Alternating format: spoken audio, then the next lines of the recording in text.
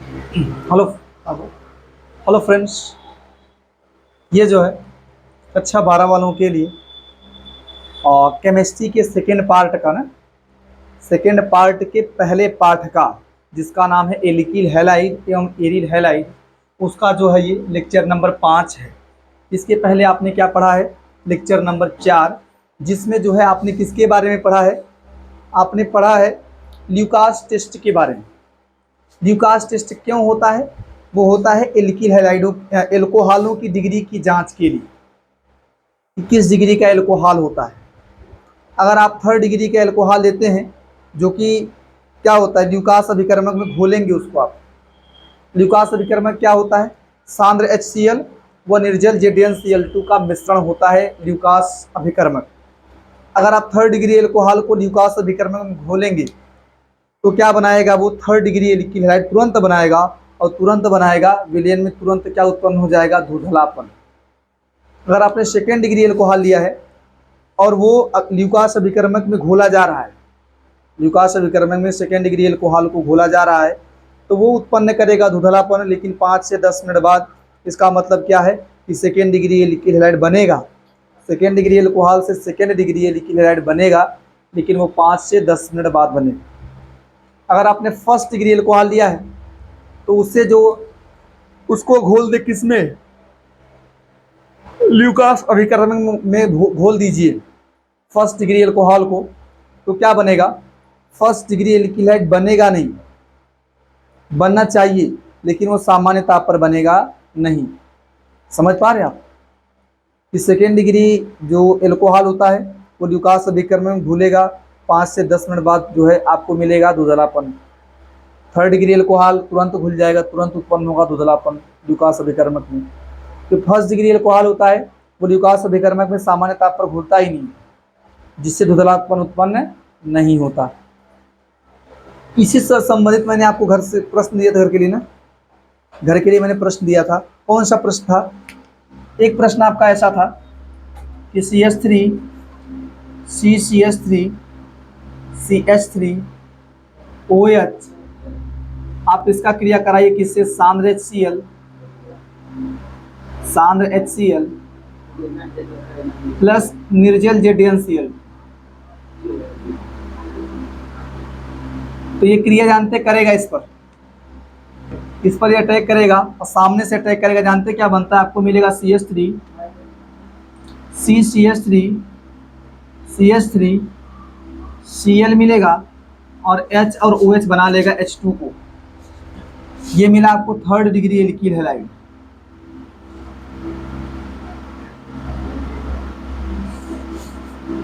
ये आपका third degree alcohol है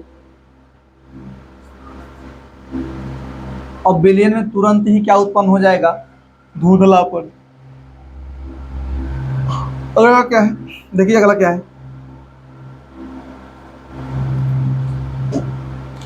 आपने मान लीजिए ये लिया है OH है, अभिक्रिया कराइए आप सांद्र HCl व या प्लस कह सकते ZnCl, निर्जल ZnCl।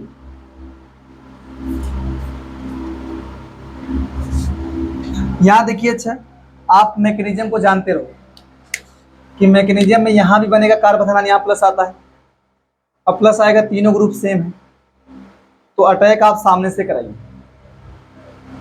ठीक है, अटैक वहां से करा देंगे आप।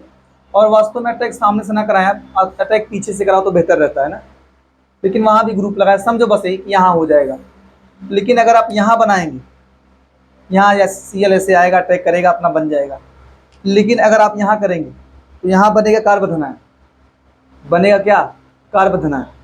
लेकिन उस पर अटैक होने के चांस, तीनों ग्रुप अलग अलग हैं, तो उस पर सामने से भी अटैक होगा और कहाँ से अटैक होगा? पीछे से। तो दो प्रोडक्ट बनेंगे। एक क्या क्या बनेगा आपका?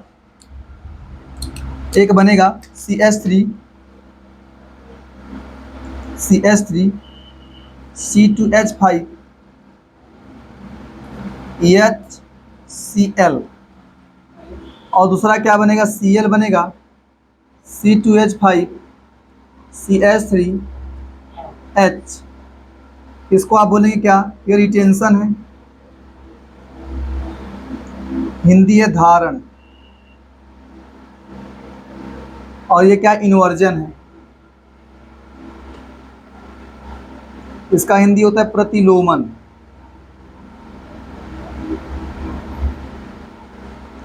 इन दोनों का मिक्सचर बनता है, 50-50 होते हैं। 50% ये होता है, 50% ये होता है, दोनों को मिला के क्या बोला जाता है, रेशिमिक मिक्सचर, रेशिमिक मिश्रण क्या कहा जाता है, रेशिमिक मिश्रण। इसके अलावा और यहाँ आ सकता है, इसके अलावा घर के लिए एक और प्रश्न आपको दिया गया था, ये फर्स्ट सेकंड प्रश्न थे, और आपको बोला गया था कि आप जो है किसी अभिक्रिया द्वारा आइसोप्रोपिल अल्कोहल और एथिल अल्कोहल में डिफरेंस कीजिए, आइसोप्रोपिल अल्कोहल और एथिल अल्कोहल में डिफरेंस कीजिए। तो अगर आप ध्यान दीजिए, अगर आप लेते हैं isopropyl alcohol CH3 CHOH CH3 जो कि सेकेंड डिग्री का अल्कोहल है, अगर आप इसकी क्रिया किससे कराएंगे, सांद्र HCl प्लस निर्जल ZnCl2 से कराएंगे, तो अब बनेगा लिक्विड हाइड। आप बोल सकते हैं क्या उत्पन्न होगा, 5 से 10 मिनट बाद, सेकेंड डिग्री का है ना, मिनट बाद आ रहा है कि नहीं, देखो बाद धुंधलापन उत्पन्न होता है कमरे के ताप पर, धुंधलापन उत्पन्न होता है।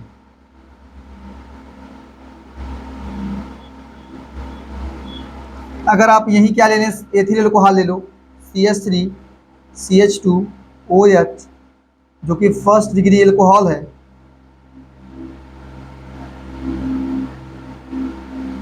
अगर आप इसका रिएक्शन किससे करा दें, सांद्र HCl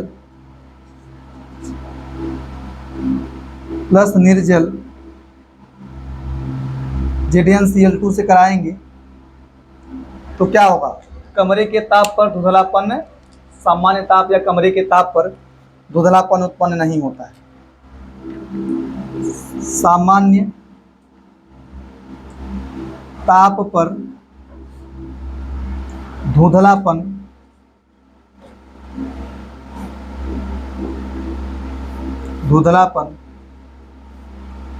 उत्पन्न नहीं होता है। समझ पा रहे हैं आप लोग कि अगर इससे कराएंगे तो सामान्य ताप पर धुंधलापन नहीं होगा, यहाँ हो जाएगा धुंधलापन। तो इस प्रकार जो है आप आइसोप्रोपिल अल्कोहल और एथिल अल्कोहल में डिफरेंस कर सकते हैं। अगर आपने जो है मान लो अल्कोहल लिया है, एक आइसोप्रोपिल है एक एथिल अल्कोहल है, आपको पता नहीं है कि कौन आइसोप्रोपिल है कौन एथिल अल्कोहल है, आप दोनों को ले, पहले को डालो, किसी को उनमें से किसी एक को डाल दिया जाए, किसमें, ल्यूकास अभिकर्मक, जिसमें घुल जाएगा वो। अगर ल्यूकास अभिकर्मक में घोलने के 5 से 10 मिनट बाद धुंधलापन उत्पन्न होता है तो समझ लीजिए वो आइसोप्रोपिल अल्कोहल है। और 5 से 10 मिनट बाद घोलने पर 5 से 10 मिनट बाद उत्पन्न नहीं होता है धुंधलापन, अगर तो क्या बोलेंगे, ये एथिल अल्कोहल या फर्स्ट डिग्री का अल्कोहल है। समझ पा रहे हैं आप कि भाई अगर आपने आइसोप्रोपिल अल्कोहल या सेकेंड डिग्री का अल्कोहल लिया है, उसको ल्यूकास अभिकर्मक में घोलेंगे तो 5 से 10 मिनट बाद आपको विलयन में धुंधलापन देखने को मिलेगा। और अगर आपने एथिल अल्कोहल, जिसको फर्स्ट डिग्री का अल्कोहल कहा जाता है, उससे अभिक्रिया कराई तो आपको जो है सामान्य ताप पर धुंधलापन देखने को नहीं मिलेगा। इसको आप लेके लिए, फिर इसके बाद ये बहुत इंपॉर्टेंट रिएक्शन है, इसको मैं कराऊंगा, ठीक, लिखिए इसको थोड़ा सबको। अच्छा है, ध्यान से देखो, ध्यान से ये रिएक्शन देखिए आप लोग, NCERT का है आपको, एल्कोहलों का PX3 वो PX5 में अक्सर PCl5 दिया जाता है, इसके साथ अभिक्रिया करानी, ये अभिक्रिया आपको इस पार्ट मिलेगा, इसके बाद अगले पार्ट मिलेगा, इसके बाद देखें कार्बोक्सिलिक एसिड ना, कार्बोक्सिलिक एसिड वगैरह भी इससे अभिक्रिया करते हैं, PX3 से PX5 से। ध्यान दो, देखो अगर आपने एल्कोहल लिया है, ROH लिया है, इसकी क्रिया PX3 से कराते हैं, X के स्थान पे जानते हैं क्या ले सकते हैं आप, Cl ले सकते हैं, Br ले सकते हैं या I ले सकते हैं। X के स्थान पे ले सकते हैं क्या आप लोग, Cl, Br या I। तो लेंगे, जब अभिक्रिया होगी ना, जानते क्या बनता है, देखो OH के स्थान पे X मिलता है, उसके स्थान पर हटो, उसके बाद आपको मिलता है, जानते हैं क्या, H3PO3। ये रट लीजिए आप कि जब एल्कोहल की अभिक्रिया PX3 से कराई जाती है तो आपको मिलता है क्या, एल्किल हैलाइड, और साथ में H3PO3 बनता है। और देखो इसको थोड़ा बैलेंस कर लें, H यहाँ 1 है, यहाँ 3 है, और देख लो ना, थोड़ा गुणा कर दीजिए आप। इसके बाद ऑक्सीजन वहाँ 3 है, यहाँ भी 3 हो चुका है, ठीक है। फास्फोरस देखें आप, ठीक है, लेकिन R देखो, R यहाँ 3 है, यहाँ कितना है, 1 है, 3 से गुणा कर लेंगे, बाकी सब बैलेंस, पूरा का पूरा संतुलित है। लेकिन पहले आप रट लो कि अगर एल्कोहल की क्रिया PX3 से कराई जाए तो क्या मिलेगा, तो आपको मिलता है RX एल्किल हैलाइड और H3PO3, इसका नाम है आर्थोफॉस्फोरस अम्ल, या इसको फास्फोरस अम्ल कहा जाता है, आर्थोफॉस्फोरस अम्ल या फास्फोरस अम्ल। आर्थोफॉस्फोरस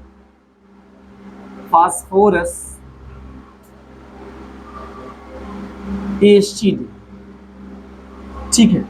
और यदि आप इसकी क्रिया कराते हैं एल्कोहल ना, इसकी क्रिया किससे करा दो, PX5 के साथ, X के स्थान पे अक्सर Cl लिया जाता है, Cl लिया ही जाता है, Br भी ले सकते हैं, लेकिन Cl को ही रटो,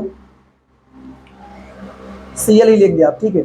जब कराते हैं तो बनता क्या है, आपको मिलता है RX मिल जाता है, और मिलता है POX3 और HX।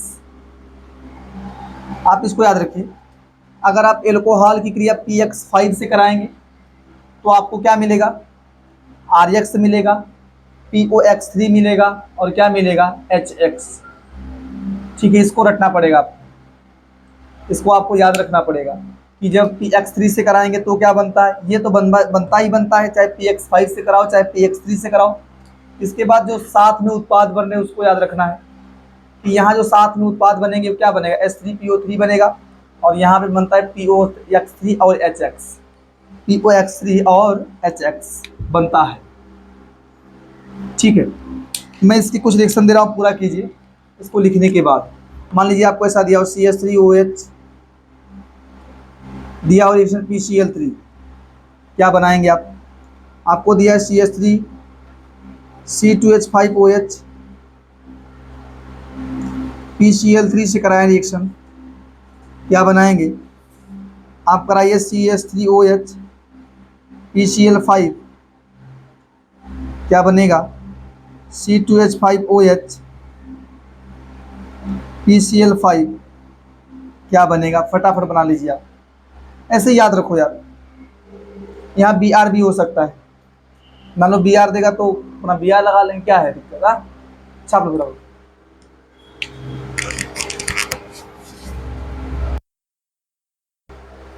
अच्छा देखिए ध्यान से, देखो आप यहाँ OH को हटाइए, बाकी बैलेंस करना सीखो यार। CH3Cl कर देंगे, H3PO3 बैलेंस भी करें आप। H की संख्या ये 3 है तो यहाँ 3 कर लो, ठीक है। फिर ये CH3 3 होगा, यहाँ भी 3 कर लो, बाकी सब बैलेंस है। इसको क्या करेंगे आप, C2H5Cl प्लस H3PO3, यहाँ पे H की संख्या 3 है, यहाँ 3 से गुणा कर लीजिए आप, और यहाँ ये 3 हुआ तो यहाँ भी 3 से गुणा कर लीजिए, बाकी बैलेंस। इसमें क्या करेंगे आप, अब बना लीजिए CH3 है ना, CH3 OH plus POCl3 plus HCl। इसके बाद अगर आप यहाँ बनाते हैं तो आपको क्या मिलेगा, C2H5Cl यहाँ होना चाहिए, Cl plus POCl3 plus HCl। ठीक है, मान लीजिए मैं बात करूँ Br3 दे दूँ, PBr3 PI3, तो देखो अच्छा, अगर यहाँ PBr3 देगा तो वहीं Br लगा देंगे। तो ध्यान दीजिए आप, अगर आपको PBr3 दे या कभी कभी इसी को ऐसे देता है या करके P प्लस Br2, तो भी वही बनेगा। PBr3 लीजिए चाहे P प्लस Br2 लो, आपको क्या मिलेगा पता है? अगर आपने इसकी अभिक्रिया किससे कराई है लिख देना है, आप ले लें PBr3 या P प्लस Br2, अगर इसकी अभिक्रिया आप एल्कोहल से करा दो PBr3 या P प्लस Br2, तो आपको क्या मिलेगा पता है? RBr मिल जाएगा। इसके बाद अपना H3PO3 हो जाएगा। क्या हो जाएगा? H3PO3।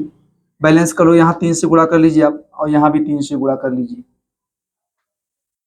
और अगर आपने देखो ध्यान से, ये दो रिएक्शन आप याद रखिए, आप ये वाला रिएक्शन। दूसरा वाला क्या है, अगर आप एल्कोहल ले लीजिए, इसका रिएक्शन PI3 से करा दो। किससे करा दो? PI3 या P प्लस I2, आपको मिलेगा RI प्लस H3PO3। थोड़ा बैलेंस कर लिया जाए। यहाँ पे देखो 3 से गुणा कर लीजिए लेंगे आप, और यहाँ भी कितने से गुणा कर लेंगे? 3 से कर लेंगे। इसका रिएक्शन तो आप फटाफट पूरा कर लीजिए, मैं दे रहा हूँ, उसमें क्या है, लगाइए तुरंत। मान लीजिए आपको ऐसे ही दिया जाए समझ तो गए हैं आप?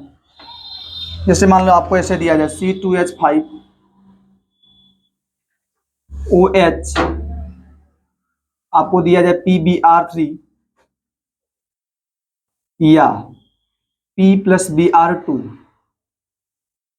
क्या मिलेगा? C2H5Br, आपको मिलेगा H3PO3। मान लीजिए आपको क्या दिया जाए, C2H5BrOH और साथ में दिया जाए PI3,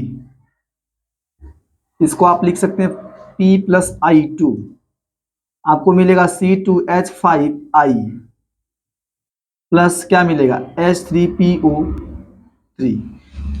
क्लियर है आप? एक और रिएक्शन देख लो, एल्कोहलों का लाल फास्फोरस की उपस्थिति में हाइड्रोजनों के साथ अभिक्रिया, हैलोजन। ठीक है, अगर आप एल्कोहलों का रिएक्शन, तीसरा बात कर रहा हूं किसके भाई? रेड फास्फोरस की उपस्थिति में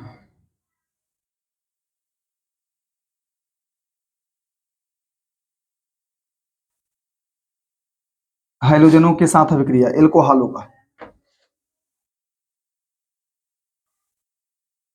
लाल फास्फोरस की उपस्थिति में हैलोजनों से अभिक्रिया, X2 से कराना है, हैलोजनों से अभिक्रिया या के साथ अभिक्रिया, के साथ अभिक्रिया। तो ध्यान दीजिए आप, अगर आप लेते हैं एल्कोहल, उसका रिएक्शन किससे कराते हैं? लाल फास्फोरस की उपस्थिति में रेड फास्फोरस लेंगे, X2 से कराएंगे।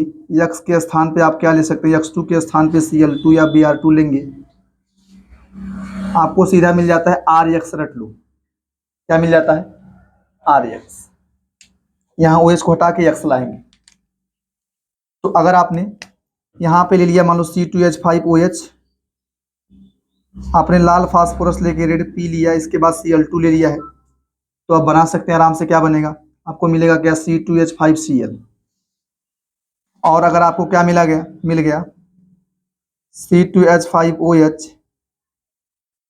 प्लस हाँ लाल फास्फोरस लिखो, red phosphorus, red phosphorus plus Br2 हो जाए तो क्या मिलेगा आपको, C2H5Br। ठीक है, ये आप इसको फट से लिखो, इसको फटाफट लिखिए और रिएक्शन आपको दे रहा हूं मैं। ये होगा कि नहीं ऊपर वाला, फटाफट लिखिए तो।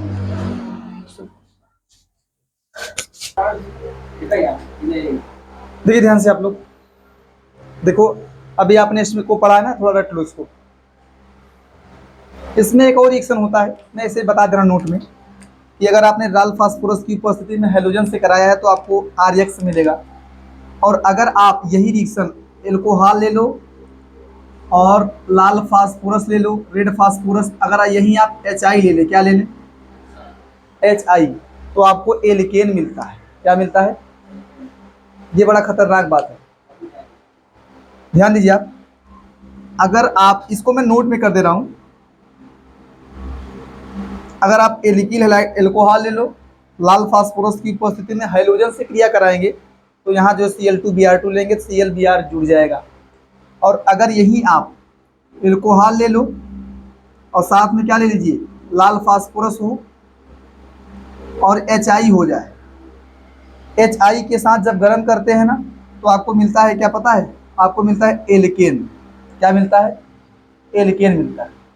इसको थोड़ा सा आप डबल कर लो ना, ऐसे डबल कर लेंगे, इसको भी डबल कर लेंगे। बैलेंस अगर लिखेंगे, देखो नॉर्मल तरीका ये है, ऐसे बना लो सीधा, या आपको अगर संतुलित लिखना है ना, संतुलित करके, तो लिख लो ROH लिख लो, लाल फास्फोरस HI आप यहाँ 2 कीजिए और यहाँ 2 से गुणा करेंगे क्योंकि 2 R मिला है, R कर देंगे।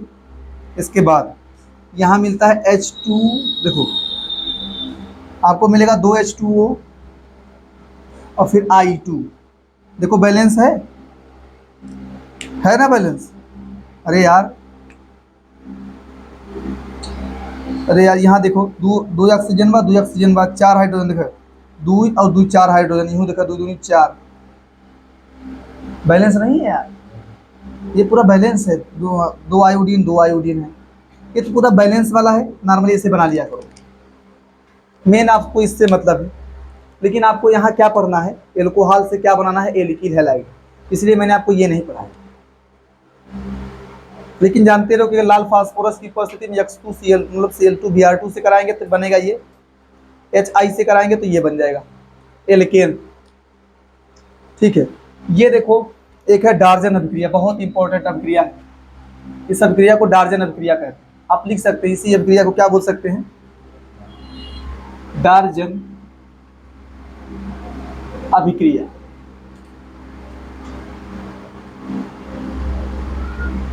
इसमें क्या होता है पता है, अगर आप देखो ध्यान से, इसको डार्जन अभिक्रिया बोल सकते हैं। इसमें क्या होता है, एल्कोहलों का अभिक्रिया जो है किससे कराते हैं, थायोनील क्लोराइड, या इसको बोलते डार्जन अभिकर्मक से कराते हैं।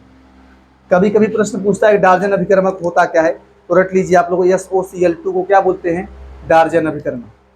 जब इससे कराते हैं तो आपको मिलता है एल्किल क्लोराइड मिल सकता है। इसकी एक कमी है कि आप Cl है तो Cl जा सकता है, इससे आपको क्या मिल सकता है, केवल क्लोराइड मिल सकता है, ब्रोमाइड वगैरह मिलने के चांस नहीं।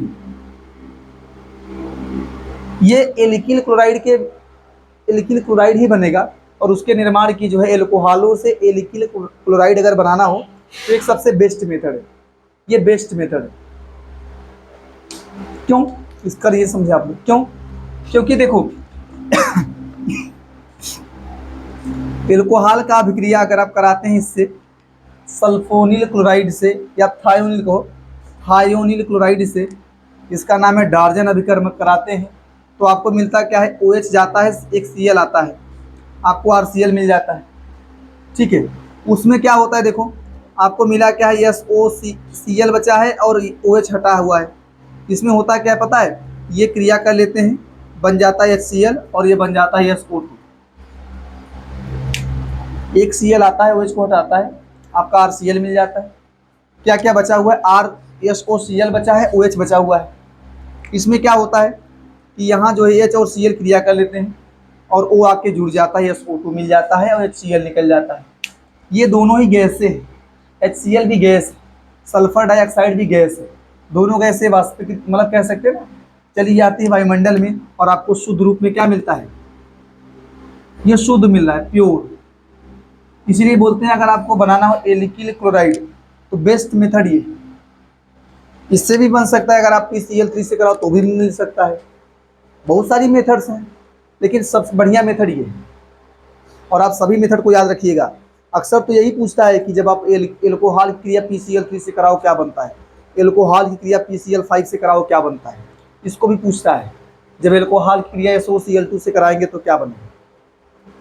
एक बार याद कर लो, फिर अब बार रिपीट होगा, रिएक्शन रिपीट होंगे आपके लिए, ठीक है।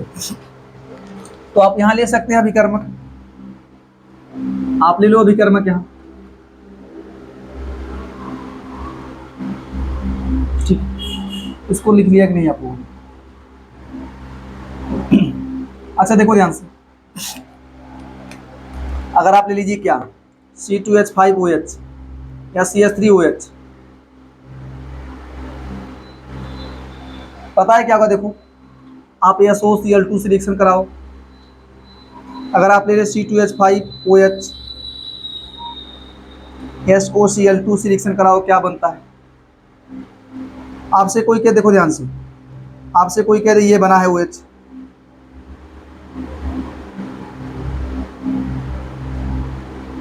कोई भी अभिक्रिया कराओ इसका, तो आराम से भाई देखो ये एल्कोहल है, आराम से करा लेंगे रिएक्शन। यहाँ Cl आएगा, आपको मिलेगा CH3Cl SO2 प्लस HCl। यहाँ क्या मिलेगा आपको, C2H5Cl plus SO2 plus HCl। यहाँ जब कराएंगे इसको फटाफट लिख लो आप, क्या लिखेंगे आप, CH2Cl SO2 प्लस HCl। लेकिन देखो ध्यान से, अभी तक एल्कोहल के निर्माण की जो भी अभिक्रिया पड़ी है उसमें क्या हुआ पता है, एल्कोहल से बना, एल्कोहल के निर्माण की नहीं, एल्किल हैलाइडों के निर्माण की आपने जो भी अभिक्रियाएं पढ़ी हैं एल्कोहलों से, उसमें क्या है ClOH को हटा के X जाके जुड़ा हुआ है, X जाके जुड़ा हुआ है, ठीक है। लेकिन अगर आपसे कोई कहे कि क्या फिनॉल की अभिक्रिया आप इन सब से कराइए, क्या हो सकता है अभिक्रिया संभव,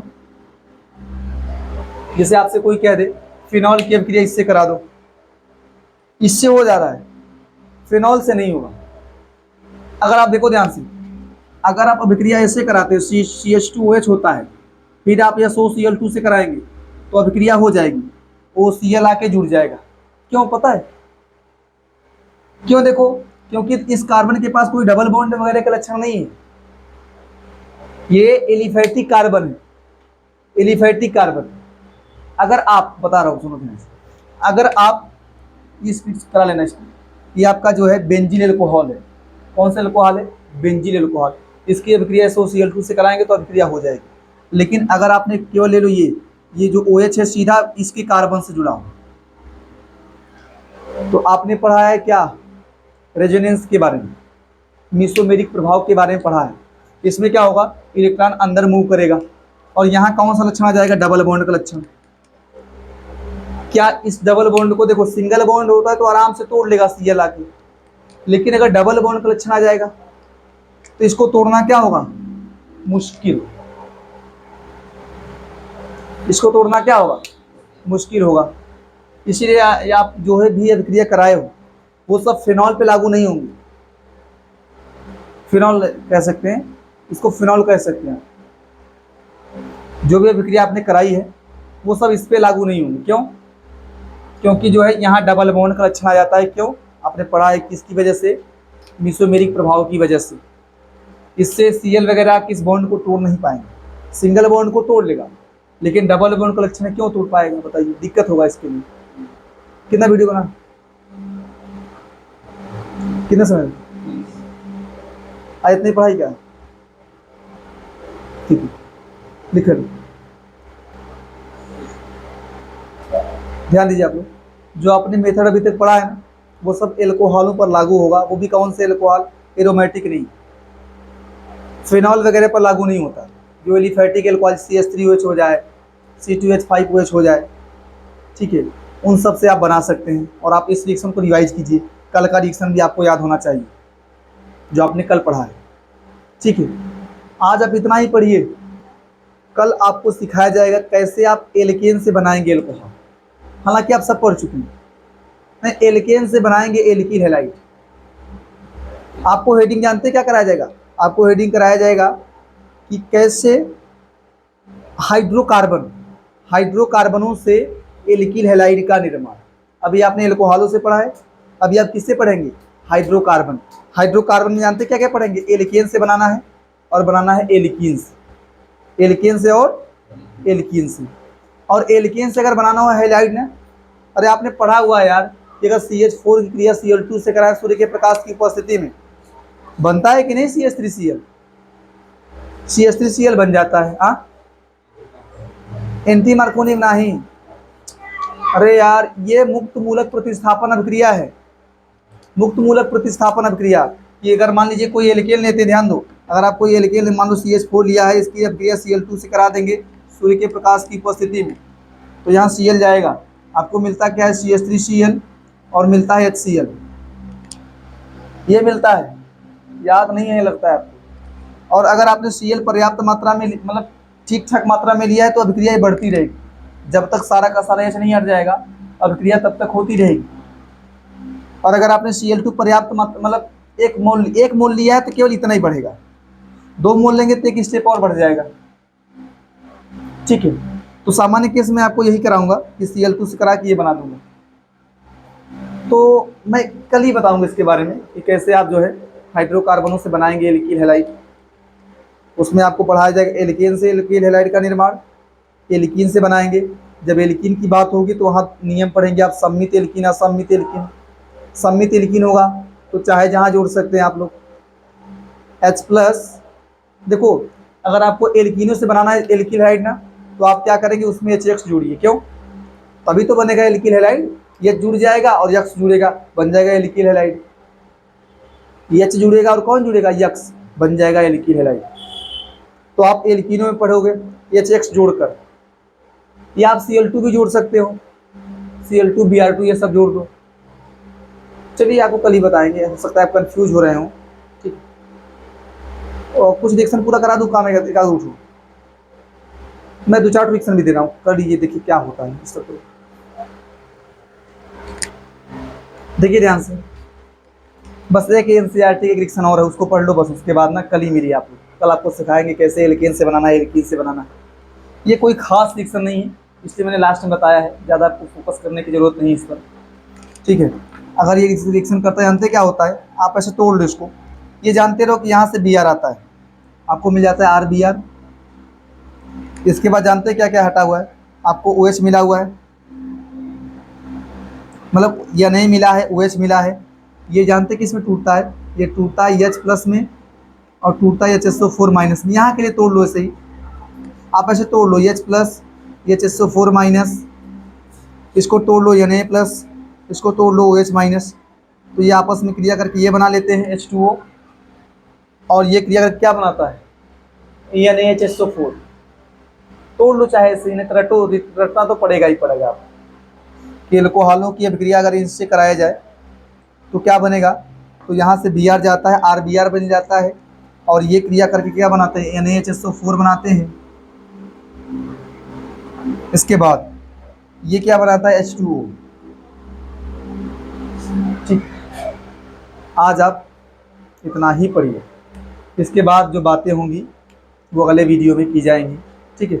अब नहीं